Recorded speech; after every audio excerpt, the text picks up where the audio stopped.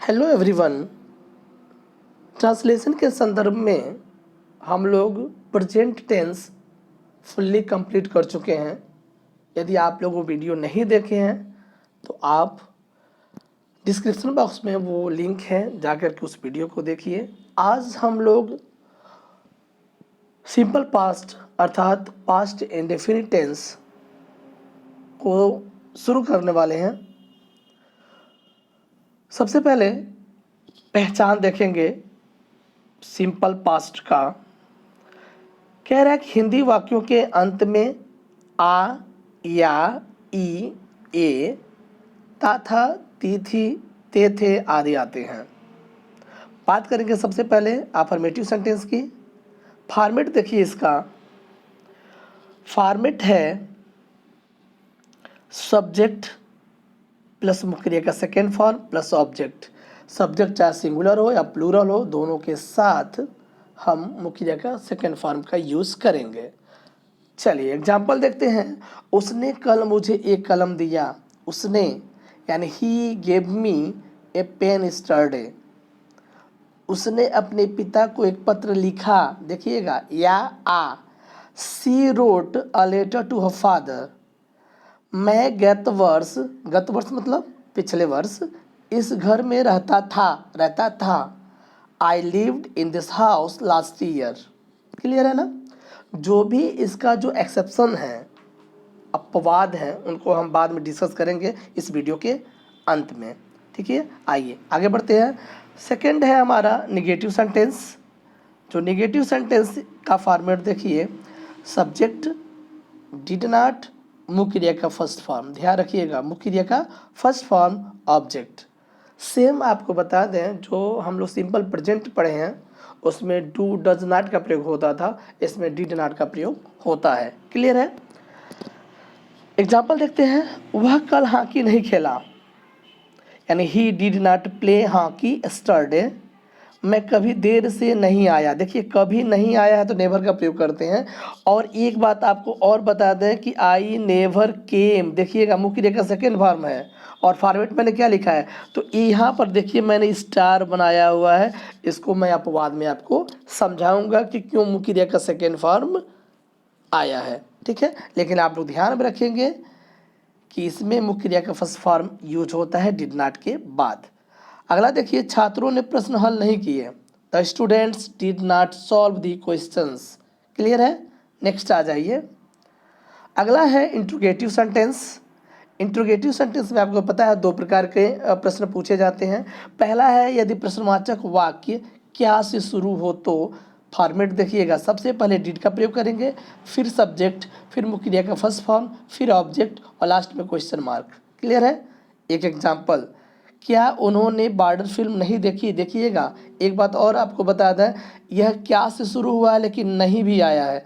और नहीं के लिए देखिए मैंने यहाँ पर एरो बनाया हुआ है यहाँ पे, यानी सब्जेक्ट के बाद नॉट का हम प्रयोग करेंगे। जैसे देखिए, क्या उन्होंने बॉर्डर फिल्म नहीं देखी। अब देखिए, सबसे पहले डिड, सब्जेक्ट क्या है, दे, उन्होंने मतलब दे, डिड दे, नॉट का यूज हुआ है see border film question mark, यानी did they not see border film question mark. Clear है। आइए नेक्स्ट एग्जांपल की ओर। क्या तुम्हारी बहन ने कल गाना गाया।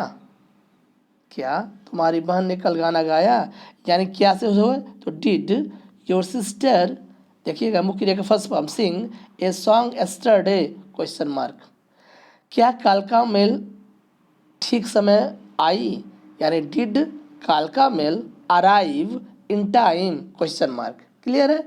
ये था जब क्या से शुरू होगा तो।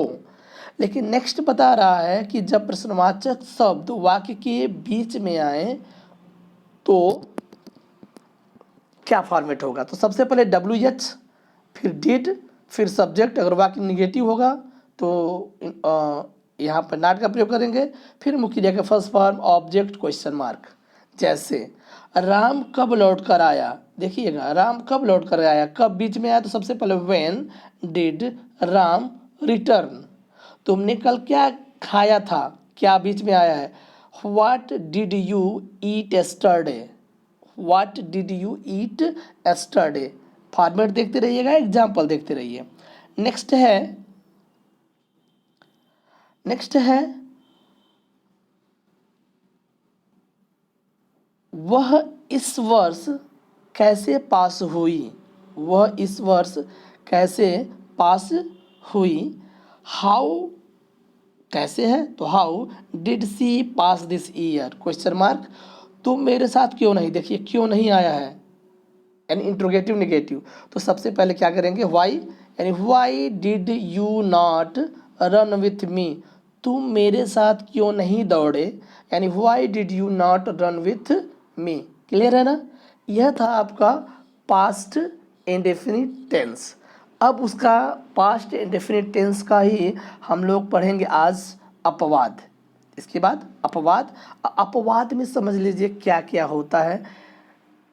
देखिए पहला अपवाद बोल रहा है कि यदि वाक्य के अंत में सका सकी सके आया हो तो वह भी पास्ट इंडेफिनिट ही शो करता है।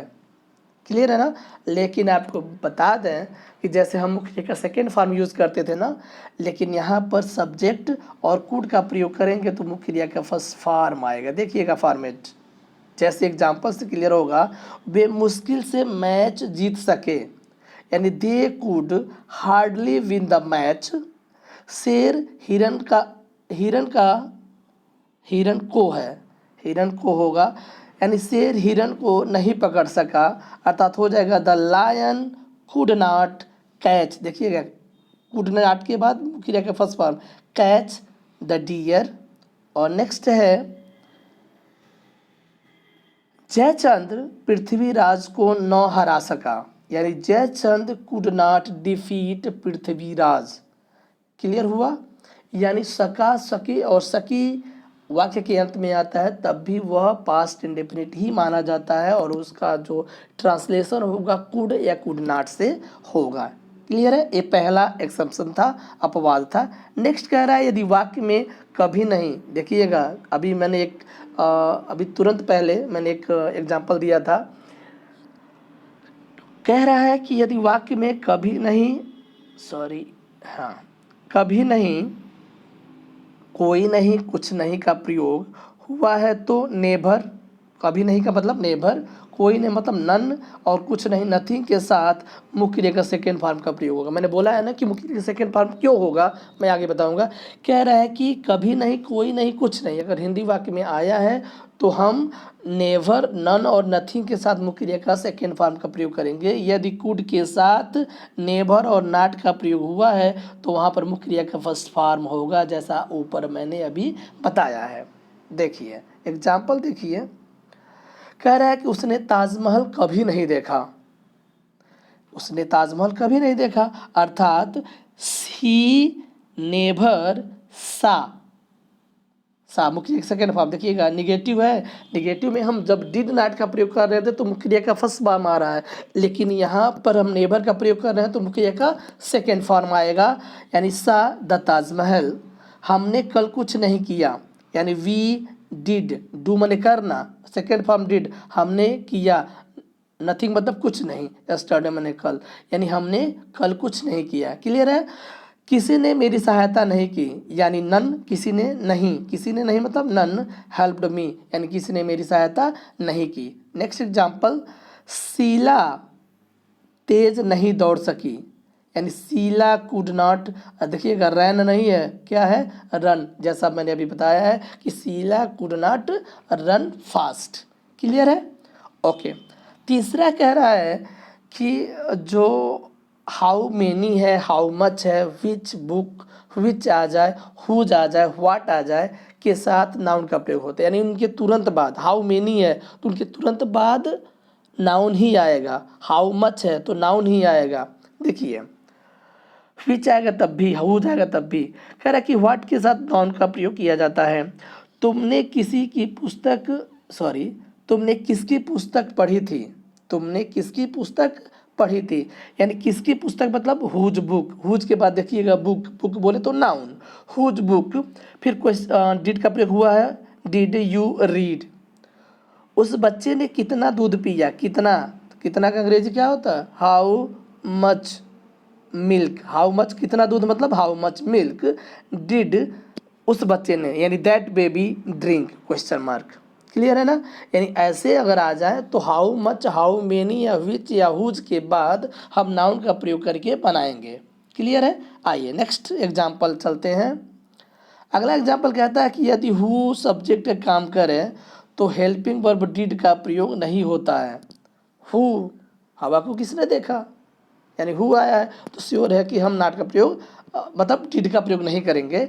यदि वाक्य निगेटिव है तो डिड का प्रयोग होगा या डिड नॉट का प्रयोग होगा। एक बात और शॉर्ट में समझ लीजिए, अगर हु आया है और डिड का प्रयोग नहीं हो रहा है तो श्योर है कि मुख्य क्रिया का सेकेंड फॉर्म होगा। अगर हु आया है और डिड का नॉट का प्रयोग हो रहा है तो श्योर है कि मुख्य क्रिया का फर्स्ट फॉर्म आएगा। क्लियर है। आइए समझते हैं एग्जाम्पल से। तुमको यह घड़ी किसने दी, ध्यान रखिएगा, तुमको यह घड़ी किसने दी, तुमको यह घड़ी किसने दी, यानी who gave you this watch. Who तुमको, यानी किसने का, देखिए किसने सब्जेक्ट काम कर रहा है, यानी हु गेव यू, इसलिए मुख्य क्रिया का सेकेंड फॉर्म आ रहा है। ठीक है, who gave you this watch. और किसने पुकारा आपका नाम, या आपका नाम किसने पुकारा, देखिए किसने भी बीच में आया है या यहाँ भी आया है तो किसने, तो ऐसे वाक्यों को भी कैसे हम बनाएंगे, यानी हु माने कौन, सब्जेक्ट काम कर रहा है, कॉल्ड मुख्य क्रिया का second form, your name, who called your name, यानी आपका नाम किसने पुकारा। अब देखिए यह तो मुख्य क्रिया का सेकेंड फॉर्म हुआ, हु से शुरू हो रहा है। तो अब कह रहा है कि यदि वाक्य निगेटिव है तो हम मुख्य क्रिया के फर्स्ट फॉर्म का प्रयोग करेंगे और वहाँ डिड नॉट का प्रयोग होगा। लेकिन ऊपर वाले में डिड का प्रयोग या डिड नॉट का प्रयोग तो अफर्मेटिव है तो डिड नॉट का प्रयोग होना लाजमी नहीं है। क्लियर है।